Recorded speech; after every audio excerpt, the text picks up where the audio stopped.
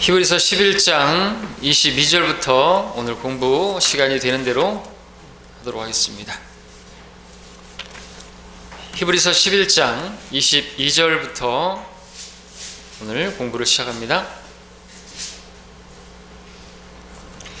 믿음의 위인들 가운데 오늘 보고자 하는 것은요, 22절에 믿음으로 요셉은 임종시에 이스라엘 자손이 떠날 것에 관하여 말하였고 또 자기 유골에 관하여 명하였느니라.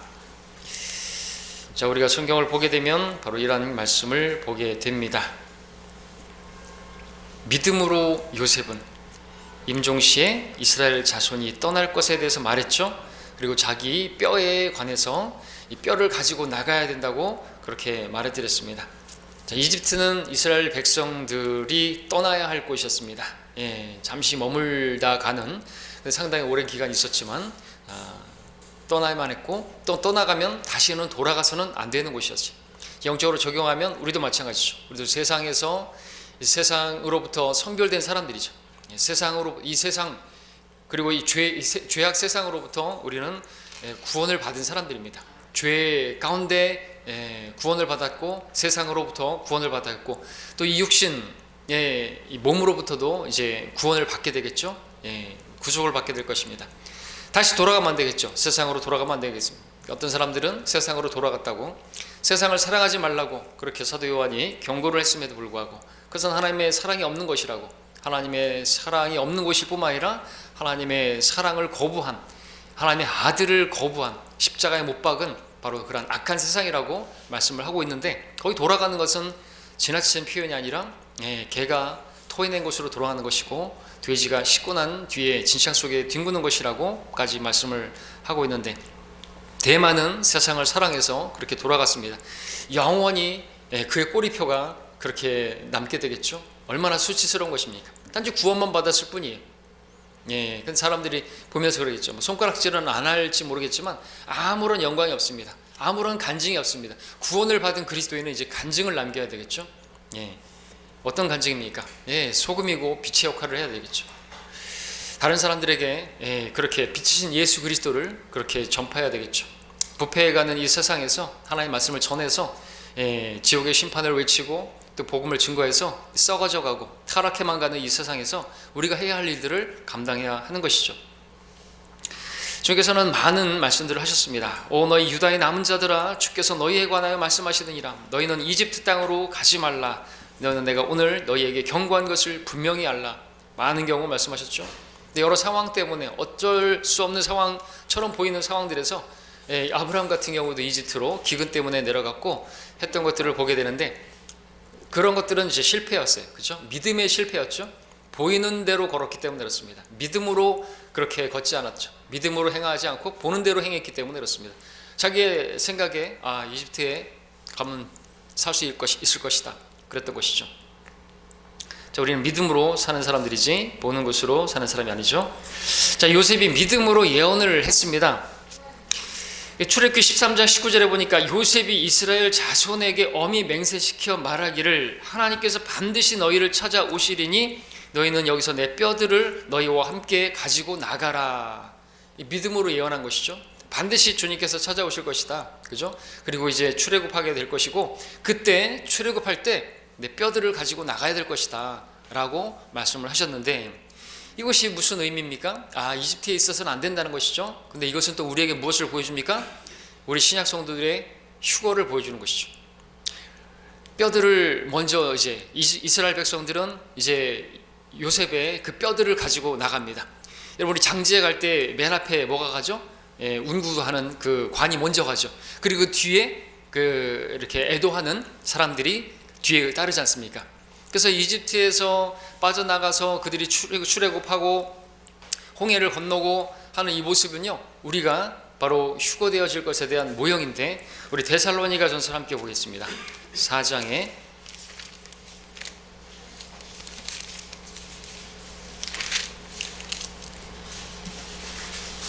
16절 17절을 보겠습니다.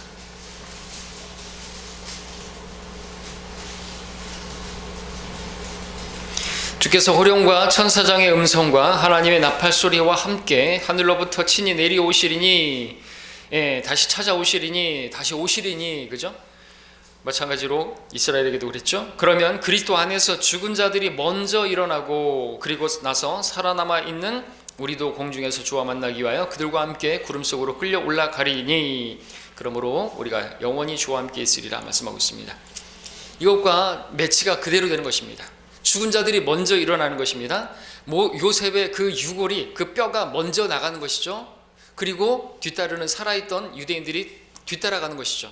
마찬가지로 우리가 휴거될 때 죽은 자들이 먼저 일어나는 것이죠. 그 뼈들이 썩었다 할지라도 다 모여서 그 뼈들이 먼저, 그 앞서간 성도들이 먼저 휴거되고, 그 다음에 우리가 바로 뒤따라서 우리가 살아있는 우리들이 죽지 아니할 몸을 입고 그렇게 빠져나가게 되는 거죠. 그리고 셋째 하늘에 바로 그 기쁨의 바다, 홍해를 건너가는 그 모습이 바로 여기에서도 예표가 되고 있는 것입니다. 그러니까 성경은 참 놀라운 책이 아닐 수가 없죠. 그 모든 것들이 다 예표가 나와 있는 것이죠. 그림자입니다.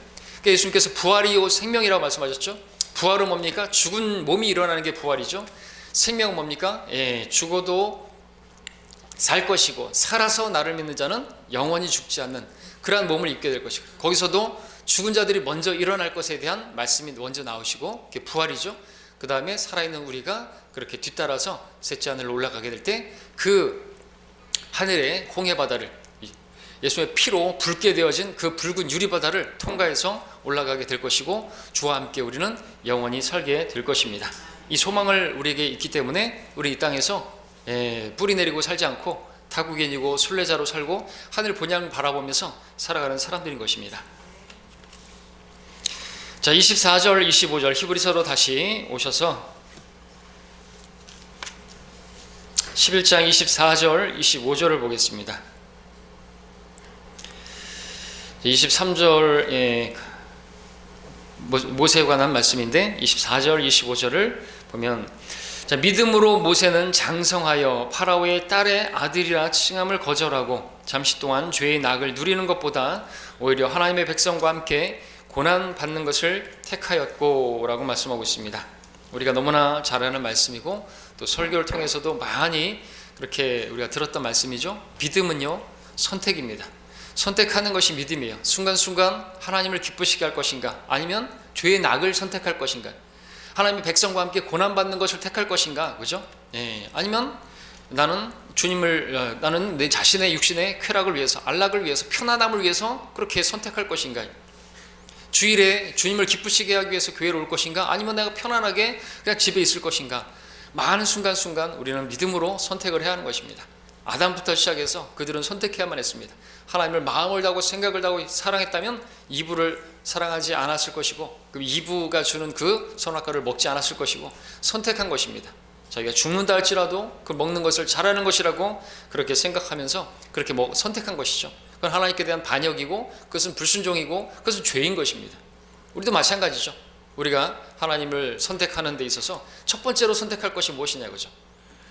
이런 상황이니까, 어쩔 수 없는 상황이니까 나의 어떤 것을 선택한다면 믿음으로 하는 게 아닌 것입니다. 우리가 하나님 말씀을 배우고 공부하는 이유가 무엇입니까? 지식이 아니지. 지식이 뒷받침해서 우리가 믿음으로 그것을 선택해야 되는 것이죠. 그 순간에 하나님을 기쁘시게 하는 것을 말이죠. 자, 모세, 파라오의 딸로서 입양되어 가지고 장성할 때까지 파라오의 딸의 아들이라는 파라오의 그 왕궁에서 양육을 받았습니다. 거기서 이집트의 모든 지혜를 배워서 말과 행위에 능했었죠. 장성한 후에 그는 그 집에 속하기를 원치 않았습니다. 종으로 살아가는 하나님의 백성과 함께 고난받는 것을 택했다고 말씀하고 있습니다. 26절에서 보니까 그리스도의 능욕을 이집트의 보아들보다 더 큰 재물로 여겼으니 이는 그가 상 주심을 바라보았습니다 하고 말씀하고 있습니다. 모세의 그 선택, 그 하나님의 백성과 함께 고난받는 것을 그리스도의 능욕이라고 표현하고 있습니다. 모세가 그리스도의 능욕을 받았다는 것은 무슨 뜻입니까? 모세가 받은 그 능욕이 주께서 받으셨던 그 수치와 같은 종류의 그러한 능욕이라는 것을 보여주죠. 왜냐하면 모세는 의롭게 행하려고 하다가 그런 고난을 당했기 때문에 그렇습니다. 그래서 그가 받은 고난은 예수 그리스도가 받으신 능력에 대한 또한 예표가 되는 것이고, 성령께서는 바로 그런 의도에서 그리스도의 능력에 그것을 참여했다고 말하는 것이죠. 그리고 그가 상 주심을 바라보았음이라고 했는데, 모세는 잠시 동안 죄의 낙을 누리지 않고 이제 의롭게 행한 것에 따라서 보상하시는 그러한 주님을 바라보고 선택했다는 거죠. 그러니까 우리가 믿음으로 선택할 때 바라봐야 될 것은 이 땅에 그러한 당장 얻게 되어질 것에 비할 수 없는 보상을 하나님께서 주실 것을 우리가 믿음으로 바라봐야 되겠죠. 살아계신 하나님, 그분이 존재하시는 것과 마땅히 그분을 찾는 자들에게 보상하시는 분심을 믿어야 한다 그랬습니다. 그래야지 우리가 그것을 선택하죠. 왜냐하면 당장에 선택해야 되는데, 당장에 하나님을 선택하려다 보니까 당장에 내게 손해가 있는 것 같아요. 근데 그 손해를 보라는 것이죠. 고난을 당하라는 것이죠. 그러면은 고난은 영광을, 비중을 이루어가는 것이라는 것이죠. 내가 수치를 당하면, 쪽팔림을 당하면 주님께서 영광을 주신다고 말씀하시는 것이. 우리가 복음을 전하는데 욕을 먹고 왜 그러는 것입니까? 주님께서 보상을 주실 것을 믿기 때문에 하는 것이죠. 다른 이유가 아닌 것이죠. 물론 저들의 불쌍해서, 저들의 복음에 빚진 자라서, 저들의 그 지옥 가면 안 되니까 불쌍한 마음에, 또 우리가 종으로서 마땅히 해야 할 일이니까, 복음을 전하지 않으면 화가 있으니까 그렇게 하는 것이지만, 궁극적으로 주님께서는 너희도 나와 함께 상을 얻도록 달리라고 말하고 있지 않습니까? 복음을 전하는 것을 말하면서 상을 얻도록 달리라 하죠. 하나님께서 우리에게 당근도 준비하시면서 그렇게 열심히 주님을 섬길 것을 말씀하고 계시는 것이죠. 상을 바라보고 달리는 것, 상을 바라보고 복음 전하는 것, 그 너무 이기적인 것이 아니냐, 그렇게 말할 필요가 없어요. 하나님께서는 우리를 너무나 잘 아시기 때문에, 처음에는 사랑으로 막 열심히 일할지 모르겠지만, 또 그것이 사랑으로 또 그렇게 이제 회복되어지고 또 그 순수한 동기로 해야 되겠지만, 우리는 하나님께서 더 똑똑하시고 더 우리를 나보다 더 잘하시기 때문에 그렇게 말씀하셨으면 우리는 그렇게 하면 되는 것이죠. 어떤 사람들은 또 상을 위해서 달려야 될 필요성이 있고, 그러다 보면 이제 장성한 분량이 이르면 정말 사랑으로, 모든 일을 사랑으로 행하게 되겠지만, 그것을 위해서라도 하라 이것이죠. 각자에게 그렇게 말씀하시는 부분들이 있겠죠. 상이 있구나, 정말 영광이 있구나, 그 영광을 사모해야 되겠구나, 그러고 가야 되는 거죠. 이 세상의 영광은 풀의 꽃같이 사라져 버리는 거잖아요. 우리 인생도 생명도 안개와 같이 잠깐 있다가 사라져 버리는 것이고, 어디에 투자할 것인가, 현명한 사람은 영원에 투자해야 되는 거죠. 하나님께 투자해야 하는 것입니다. 상 주심을 바라본다면요, 잠시 당하는 고난은 그 잠시뿐인 것입니다. 사도들, 신약의 사도들도 바로 그리스도를 위해서 모욕을 받는 것을 어떻게 여겼다 그랬습니까? 사도행전 5장 41절에서 사도들은 그분의 이름을 위해 모욕을 받기에 합당한 자로 여겨짐을 기뻐하고 공의 앞을 떠나니라 그랬습니다. 두들겨 맞고 나왔는데 막 히히덕거리고 좋다고 나오는 것이에요. 미친 거죠. 제대로 미친 거죠. 돈에 미치고, 어떤 사람은 돌에 미치고, 돌에 미쳐가지고 막 수석을 찾으러 다니느라고 산으로 들로 다 다니는 사람도 있어요. 그렇죠? 그래놓고 친구한테 그러죠. 야, 너 예수에 미쳤냐? 아유, 완전히 미쳤네. 야, 돌에 미치는 것보다 낫지 않냐? 그렇게 얘기했다는 것이죠. 맞죠? 돌멩이에 미친 거예요. 돌멩이에 미치나 돈에 미치나 마찬가지죠. 황금보기를 돌같이 하라 그랬는데, 돈에 미쳐가지고 돈 많으면 뭐 할 거예요? 돈이 많으면요, 인간은요 타락하게 돼 있습니다. 등 따숩고 배부르면요 쓸데없는 짓거리를 하게 돼 있어요. 그렇죠? 열심히 노동하시는 그런 분들 보십시오. 우리 현장에서 일하시는 분들 보십시오. 열심히 일하고, 그죠? 밥맛 좋고요, 꿀잠 자고요, 다른 생각이 없어요. 무슨 죄 지을 수 있는 그런 게 없어요. 힘든데 잠 자고 그렇게 하시는 것이죠. 자, 그러나 죄의 낙을 누리는 것은 뱀처럼 물고 살모사처럼 쏘게 될 것이라고 잠언 23장 32절에서 말씀하고 있습니다. 죄는 당장에는 달콤하죠. 그러나 마침내 뱀처럼 물 것이다 라고 말씀하고 있습니다. 하나님의 말씀 그대로죠. 항상 끝은 죽음이고 지옥이라고 잠언 14장 12절에서 7장 27절에서 말씀하고 있습니다. 그럼에도 사람들이 그 악을 행하는 이유는 무엇입니까? 그렇게 죄의 낙을 누리려고 하는 이유가 무엇입니까?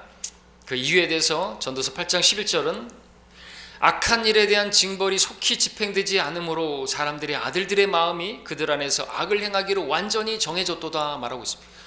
심판 없네? 내가 이런 짓을 했는데도 뭐 다리 몽둥이 안 부러지네? 그러니까 그냥 악을 행하는 것이, 악을 행하기로 그들 마음속에서 완전히 정해졌다고 말하는 거죠. 그러면서 하는 말이 뭐예요? 하나님이 없다. 어리석은 자는 그의 마음에 말하기를 하나님이 없다고 말하는 것입니다. 죄에 대한 심판이 없다 이거죠. 근데 성경에는 모르기 때문에 그렇죠. 한번 죽는 것은 사람들에게 정해진 것이고 그 뒤에는 심판이 있다 이죠. 죽음 뒤에 심판하시는 거예요. 즉시 심판하셨다고 한다면 다 죽었죠. 하나도 남아있을 사람 없겠죠. 인류는 전멸했겠죠. 성경은 말씀하십니다. 죽음 뒤에 심판이 있다고. 걱정하지 말라고. 죽음은 끝이 아니라 죽음 뒤에 심판이에요. 저들에 대해서. 그리고 우리들도 죽음 뒤에 하나님께서 그리스도 심판석에서 보상하실 것이니까 당장에 뭐 주님 때문에 뭐 얻는 게 없다 할지라도 인내하면서 약속을 바라보고 우리는 믿음의 길을 가야 하는 것이죠. 자, 모세는 자신의 육신을 위해서 쾌락을 즐길 수도 있었고요. 반대로 백성을 위해서, 하나님의 백성을 위해서 고난을 당할 수도 있었습니다. 근데 모세는 고난을 선택했던 것입니다. 사람들은 누구나 선택 앞에서 살아가죠. 우리의 선택이요, 항상 좋은 것이냐 나쁜 것이냐, 선한 것이냐 악한 것이냐만 있는 것은 아닌 것입니다. 때로는 고난이냐 아니냐를 놓고도 선택할 때도 있는 것이죠. 선과 악을 놓고 우리가 선택하는 거, 그건 당연히 선을 선택해야죠. 악을 선택하지 말아야겠죠. 죄를 선택하지 말아야겠죠. 그러나 그러한 선택을 넘어서 우리는 고난에 동참하는 그것의 선택, 그것까지 나가는 거죠. 고난을 받을 것이냐 아니면 나의 편안함을 위해서 그냥 주저앉아 있을 것인가요? 나만 편안히 쉬다가 주 모른 체 하게 되는 것입니다. 주님께서 모른 체 하실 거예요. 주님께서 부인하실 것이죠. 고난의 날에 도움이 없을 것입니다. 주님 도와주세요. 도움 없어요.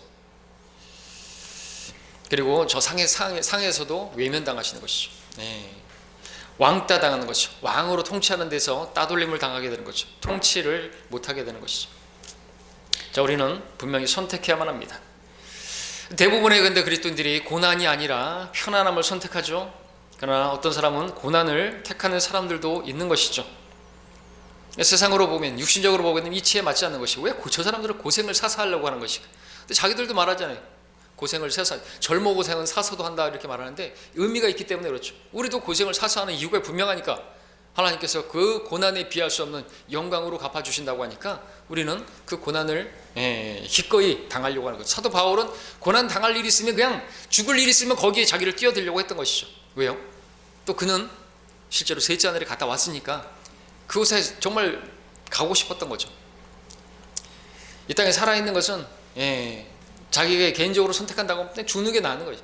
내게 사는 것이 그리스도니 죽는 것도 유익하니라가 아니라 죽는 것이 다에게 유익하니라. 직역하면 죽는 게 다 자기엔 더 좋다 이거죠. 남아있는 건 필리포 교회 성도들의 세움을 위해서 남아있는 것이다 이거죠. 우리도 마찬가지죠.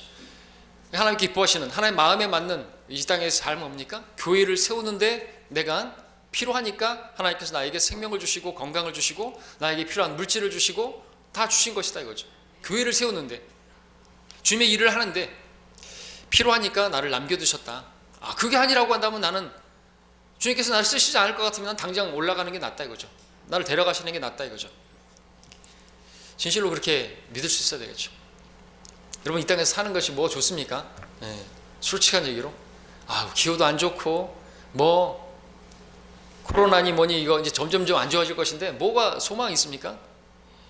저는 점점점 소망이 없어지는데 그렇습니다. 자, 이것이요, 세상적으로 육신적으로 결코의 이치에 맞지 않는 그러한 선택을 한, 이것이 400년, AD 400년부터 1900년까지 로마 카톨릭의 그 박해 아래서 순교자들이 선택했던 것이, 그 사람들은 뭐 대단한 사람들이라서 죽음을 선택한 겁니까?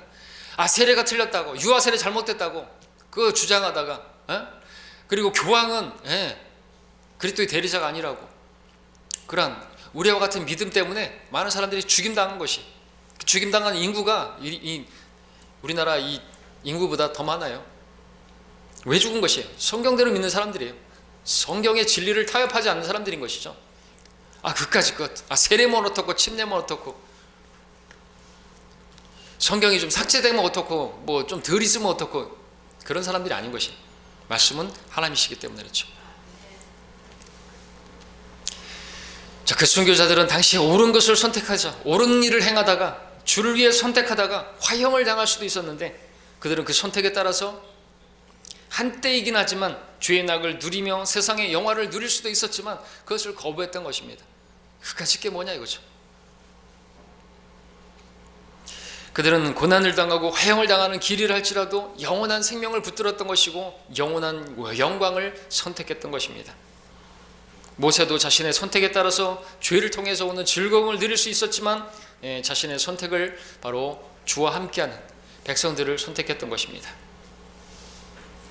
자, 27절에 보니까 믿음으로 그는 왕의 노여움을 두려워하지 않고 이집트를 떠났으니 이는 그가 보이지 않는 분을 보는 것처럼 견디었기 때문이라 그랬습니다. 믿음으로 나왔습니다. 믿음으로 왕의 노여움을 두려워하지 않고 이집트를 떠났다. 이 떠난 것은 그가 백성들을 이끌고 출애굽할 당시에 그때를 말하는 거죠. 모세는 이집트를 2번 떠났습니다. 파라오를 2번 떠났습니다. 한 번은 그가 왕궁에 있었을 때 파라오의 딸의 아들이라 불림을 받는 걸 거절했을 때였죠. 그때 아직 몸은 떠나지 않았지만 마음으로 이미 떠났고 이후에 이제 미디안 광야로 떠나게 됐다고 이 히브리서에서 말씀하고 있고, 2번째 떠남은 바로 출애굽 때였죠. 그때는 이스라엘을 온 백성을 다 이끌고 그렇게 떠나는 것이죠. 이집트의 파라오 왕을 두려워하지 않고 왕의 노여움을 두려워하지 않고 의기양양하게 그렇게 나오게 되었던 것입니다. 이스라엘 백성들의 지도자로 그렇게 나왔던 것이죠. 믿음으로 떠났다 성경 말씀하고 있습니다. 2번 떠났죠. 29절에서는 이 믿음으로 그들은 마른 땅을 가듯이 홍해를 통과하였으나 이집트인들은 그렇게 해보려고 시도하다가 물에 빠져 죽었느니라 말씀하고 있습니다. 출애굽기 14장의 기록이죠. 마른 땅을 가듯이, 실제로 마른 땅이 드러난 거죠. 완벽한 구원입니다. 홍해만 바다만 가르고 그리고 거기 뻘땅을 막 힘겹게 간 게 아닌 것이에요. 어떤 사람들은 그렇게 가르치기도 한 사람도 있어요. 뻘땅을 가는데 이제 하나님께서 이렇게 구원의 길은 열어놓으셨지만 또 자기들이 해야 할 일이 있다 이거죠. 그 뻘땅 얼마나 힘들겠냐 이거. 그러니까 하나님께서 구원을 다 마련하셨지만 내가 해야 할, 열심히 이렇게 뻘땅을 건너가야 하는 그러한 수고도 필요하다 이렇게 말하는 목사도 있는 것이, 성경을 잘못 읽은 것이죠. 성경은요, 물을 갈랐을 뿐만 아니라 바닥을 완전히 말르셔가지고 마른 땅을 만드신 거예요. 완전한 구원인 것이죠. 우리의 행위가 전혀 필요 없다는 것을 보여주는 것입니다.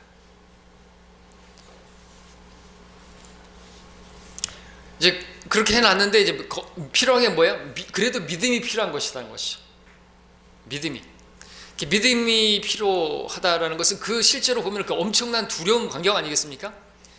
거기에 무슨 뭐 유리벽이 있는 것이 무슨 아쿠아 돔처럼 이렇게 그런 게 있는 게 아니고 그 옆에 보면 막 상어가 지나갈 수도 있는 거 아닙니까? 거길 지나가야 되는 거예요. 얼마나 두려워요.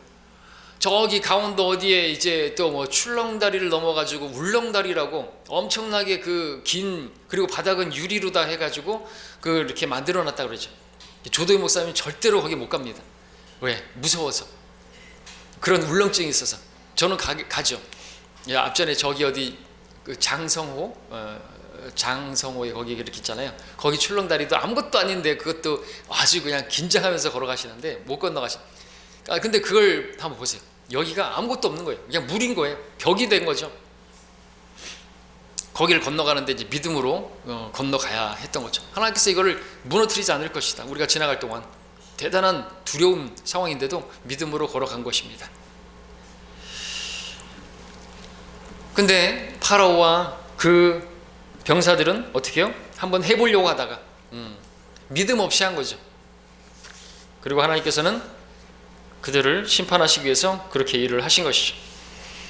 자, 여기서 또 우리 주석에서는 그렇게 틈만 나면 성경에서 트집 잡으러 가는 사람들, 이 출애굽 때 이스라엘 백성들이 건넌 것은 홍해 바다가 아니다.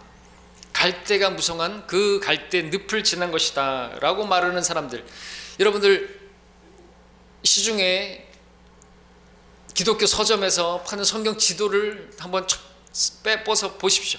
다 이 출애굽 경로가 그 바다를 홍해 바다를 통과하는 것이 아니라 그 위쪽으로 이렇게 해가지고 주변에 늪을 지나갔다 이거죠. 그런 식으로 거의 다 그렇게 그려놨어요. 안 믿는 거죠. 그건 기적도 아니고 그건 아무것도 아니라고 말하는 것이 믿지 않는 것이죠. 말이 되느냐? 홍해 바다가 갈라졌다는 게 말이 되느냐? 믿음 없는 사람들이 그렇게 말하는 것이죠. 근데 만약 그들의 말대로 이스라엘 백성들이 정말 무릎도 안 되는 갈대밭을 통과했다고 한다면요, 그것은 홍해 바다가 갈라지는 것보다 더 엄청난 기적이죠. 왜냐하면 그들의 말대로 이스라엘 백성들이 무릎도 안 되는 그러한 갈대밭을 지나가는 데 있어서 정말 양 한 마리도 안 죽고 새끼 어린 양 한 마리도 죽지 않고 거기를 통과했는데, 파라오와 그 병거들은 그 무릎도 안 되는 그 거기를 통과하다가 다 빠져 죽었는 것이 엄청난 거 아닙니까? 그야말로 접시물에 코박고 죽은 것이, 그들을 접시물에다가 다 코박고 죽게 만드신 분이 하나님이신 거예요. 그러면 더 놀라운 거 아닙니까? 그래서 어떤 예화가 있잖아요. 어떤 사람이 착 앉아가지고 성경 읽으면서 출애굽의 그 놀라운 홍해에 갈라서 빠져나온 것을 보고 하나님을 찬양하고 있는데, 어떤 학자가 무식한 어리석은 초신자를 일깨워준다고 앉아서 그게 아니라 홍해 늪을 지나가고 그렇게 한 거라고, 그러고서 딱 보기 좋게 자기가 그의 어리석음을 깨트렸다고 하면서 나가려고 하는데, 또 뒤에서 막 찬양을 하더라는 것이죠. 하나님께서 정말 놀라우신 분이다. 홍해 무릎도 안 되는 거기다가 모든 파라오와 병거들을 다 빠뜨려 죽이신 주를 송축할지어다. 그러니까 할 말이 없어지는 거죠. 맞죠? 자, 우리 31절 보겠습니다. 그 다음에 이제 모세를 넘어서 31절에 창녀 라합입니다. 믿음으로 창녀 라합은 정탐꾼들을 평안히 영접함으로 믿지 아니하는 자들과 더불어 멸망하지 아니하였도다. 자, 여호수아 6장에 나오는 창녀 라합. 여기서 영적인 부분만 우리가 살펴본다면, 이스라엘 군대가 이제 여리코성 돌 때 라합은 창문에다가 주홍색 실을 매달았죠. 여호수아 2장 18절에 그것은 생명을 얻는 표가 되었습니다. 결국 그와 그의 가족이 성이 무너질 때 그들과 함께, 믿지 않는 자들과 함께 멸망하지 않고 구원되었습니다. 믿음으로 그가 구원받은, 그리고 예수 그리스도의 그 피를 예표하는 주홍색 줄이었고, 또 그 주홍색 줄은 출애굽할 때 이스라엘 백성들이 문 설주와 문인방에다가 발랐던 어린 양의 피, 주홍색, 그 역시나 그것도 표가 되었던 거죠. 그들을 구원하는 표가 되었던 것이죠. 그 붉은 피가 묻어있는 집은요, 죽음의 심판에서 지나가게 되었던 거죠. 그것은 예수 그리스도의 피에 대한 모형이었죠. 그리고 창녀 라합이 주홍색 줄을 매달았다고 했는데, 그것 역시나 바로 예수 그리스도의 피를 예표하는 것이었습니다. 주홍색 줄, 피, 주홍처럼 붉은 우리 죄들, 예수 그리스도의 피로 깨끗하게 됐습니다. 주홍색, 이것은 또한 무엇을 보여줍니까? 창녀의 색이기도 하죠. 그래서 예전에 창녀촌을 홍등가라고 불렀죠. 주홍색과 이 창녀는 또한 이렇게 성경에부터 이미 벌써부터 나와 있어요. 홍등가. 창녀였기 때문에 또한 그 집에 주홍색 줄이 많았겠죠. 그러다 보니까 또 계시록 17장에 보니까 한 창녀가 있는데 주홍색으로 또 치장하고 있네요. 계시록 17장 3절 4절에 그가 나를 영안에서 광야로 이끌어가니라. 내가 보니 한 여자가 주홍빛 짐승 위에 앉아있는데 그 짐승은 하나님을 모독하는 이름들로 가득하고 7 머리와 10뿔을 가졌더라. 또 그 여자는 자주색과 주홍색 옷을 입고, 창녀, 종교 창녀. 로마 가톨릭 보십시오. 주홍색 되게 좋아합니다. 그죠? 붉게 막 무슨 추기경이라든지 이런 빨간색, 그런 주홍색, 금색 취장하기를 좋아해요. 왜요? 빈수레가 요란하니까. 그리고 자기들이 스스로를 드러내는 거죠. 자기들은 바로 음녀, 종교 창녀라는 것을 드러내는 것입니다. 성경을 이렇게 벗어날 수가 없어요. 그들이 성경을 조금만이라도 알았으면 그 주홍색들을 다 치워버렸을 것인데, 주홍색으로 치장하고 있는 로마 가톨릭을 보게 되는 것이죠. 자, 그 다음 32절에 넘어가서 이제 보시면은요, 내가 무슨 말을 더하리요? 기드온, 바락, 삼손, 입다, 다윗, 또한 사무엘과 선지자들에 관하여 말하려면 내게 시간이 부족하도다 그랬습니다. 그렇죠? 시간이 부족하겠죠. 이 시간에 이들을 다 얘기하려고 한다면 자, 그런데 이 사람들, 우리가 구약 성경을 보게 되면 정말 믿음의 사람들인가? 정말 우리가 그렇게 추앙할 만한 사람들인가? 의구심이 들 만한 그런 일들을 했던 것이 사실이죠. 신약성경에서는 구약의 죄들을 덮어버리는 그 은혜의 법칙이 여기서 또 나타나는 것을 보게 되는 것이죠. 사실 본문에 나열된 이 사람들 모두 죄들로 인해서 실패했던, 뼈아픈 실패를 했던 경험들이 있었던 사람들이지만 다 그들이 믿음의 위인들로 등장하고 있다는 거죠. 기드온, 하나님의 명령을 행하기 전에 3번씩이나 의심했던 사람이었습니다. 재판관기 6장 17절, 37절, 39절에서 그렇게 의심하고 바락, 겁을 먹고 여자 드보락, 자기와 함께 가기를 요구했던 것이죠. 삼손, 여자 때문에 완전히 실패한 사람이었죠. 그 다음에 입다가 나오죠. 창녀의 아들이었을 뿐만 아니라 잘못된 서원으로 죽이지 않아도 되었을 생사람을 죽였는데 자기 딸을 죽이고 말았죠. 잘못된 서원으로, 성경의 무지에서 어떤 사람들은 입다가 자신의 소원을 지킨 것이 하나님을 기쁘시게 하는 그러한 행위였다라고 말하기도 하지만 절대로 하나님이 기쁘시게 하는 그러한 행위가 아니었죠. 잘못된 소원이었고 하나님께서 그런 인신제사를 받지 않으십니다. 그렇게 그런 번제로 사람을 드리는 것, 물론 아브라함에게 하나님께서 이삭을 바치라고 명령을 하시긴 하셨지만 그것은 하나님께서 직접 명령하신 것이었고 하나님의 계획이 있으셨던 것이겠지만 그것을 아브라함은 그리고 그렇게 함으로써 믿음의 행위였지만 입다의 행위는 아브라함의 그러한 행위가 아닌 것입니다. 하나님 명령한 것이 아니라 자기가 암몬 자손들과 싸우고 돌아오고 제일 먼저 나오는 그러한 것을 바치겠다, 자기 스스로 소원한 것이고, 그리고 하나님께 드린 소원은 반드시 지켜야 한다고 그렇게 생각했던 것이 입다의 생각이었죠. 그러나 그것이 잘못된 소원이라고 한다면요, 자기의 잘못을 시인하고 자백하고요, 그리고 거기에 따른 속죄 제물을 레위기 말씀에 따라 드리면 되는 것이에요. 그런데 입다가 알고 있었던 것은 전도서 5장의 말씀만 알고 있었던 것이죠.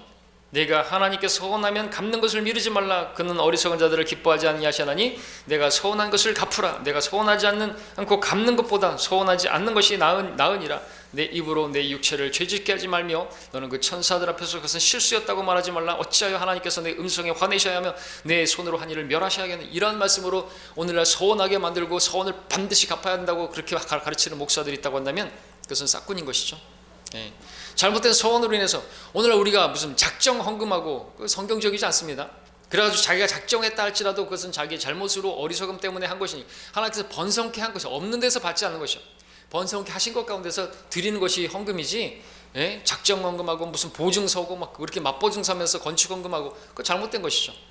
그러고 했다 할지라도, 그렇게 서원을 했다 할지라도 자기의 잘못을 시인하고 자백하면 되는 것이에요. 그래서 입다는 전도서 이 말씀 5장의 말씀을 지키기 위해서 레위기 5장에 있는 말씀을 어긴 것이죠. 레위기에서는 여러 제사들의 글은 나오는데 잘못된 서원을 했다 할지라도요, 거기서는 속죄 제물을 드리게 되면은 그러면은 용서를 받게 되는 것입니다. 사람을 제물로 바치라는 규례는 또 그 레위기 어디서 나오지 않고요, 오히려 자기 아들이나 딸을 불 가운데 지나가게 하는 그러한 사람들을 다 쫓아내라고 주님께서 명령하셨을 뿐입니다. 하나님께서 그러한 소원을 하라고 입다에게 말씀하신 적도 없고, 또 입다가 그러한 소원을 갚았다고 해서 하나님께서 그 소원을 받으시고 기뻐하지도 않으시는 것이죠. 오히려 입다의 그와 같은 행위는 죄인 것입니다. 입다는 자신의 소원이 잘못된 것임을 주께 자백하고 그걸 돌이킬 방법으로 레위기 5장에 나오는 말씀처럼 속죄제를 드리면 되는 것이죠. 그럼 용서를 받게 되는 것입니다. 근데 입다는 이 성경에 무지했기 때문에, 하여튼 성경을 모르면 망하는 거예요. 성경에 무지하면 망하는 거죠.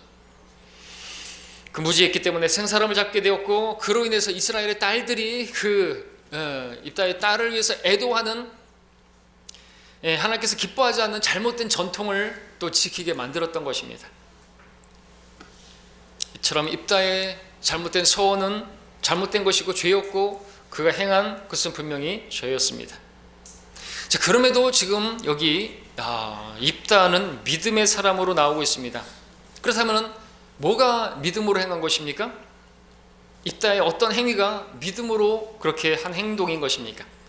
그것은 재판관기 11장에서 암몬 자손들의 그 위협에도 불구하고 하나님을 의지해서 그들과 나가서 싸웠던 것이죠.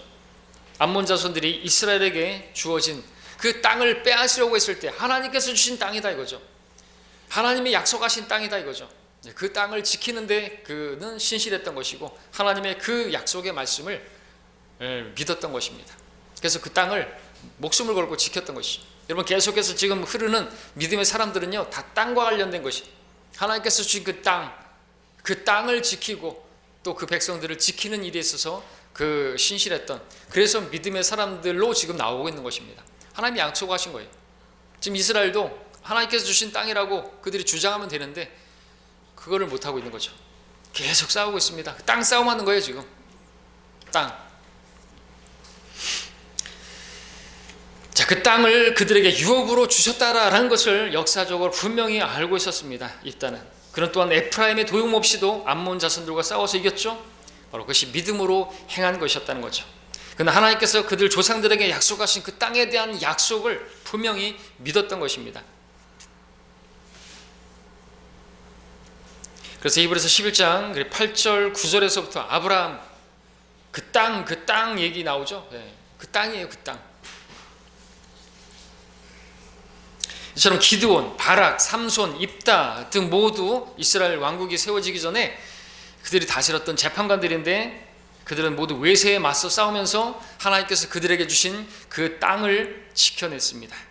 아브라함은 약속을 받은 그 땅에 들어왔고 이삭과 야곱은 그 약속을 상속받은 땅 거기에 있었고 또 앞으로 그 약속이 성취되면 이제 완전한 조성이 세워질 바로 그 땅을 재판관들은 그 땅을 하나님께서 자기들에게 주신 줄로 믿고 그 약속을 신뢰했고 그것을 지키는데 신뢰했던, 그래서 믿음의 사람들로 나오고 있는 거죠. 하나님 약속을 믿은 거예요.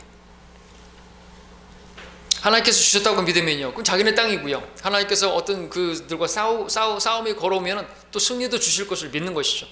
그래서 하나님께서 약속하신 부분에 있어서 여러분들이 그 약속을 믿고 나아가면요, 반드시 거긴 승리가 있습니다. 하나님께서 싸워주시는 것이죠. 내 욕심에 의해서 막 주장하고 그런 것이 아니라 하나님께서 말씀하신 그 말씀을 붙들고 하면 기도 응답은 100%라고 그렇게 말할 수 있죠.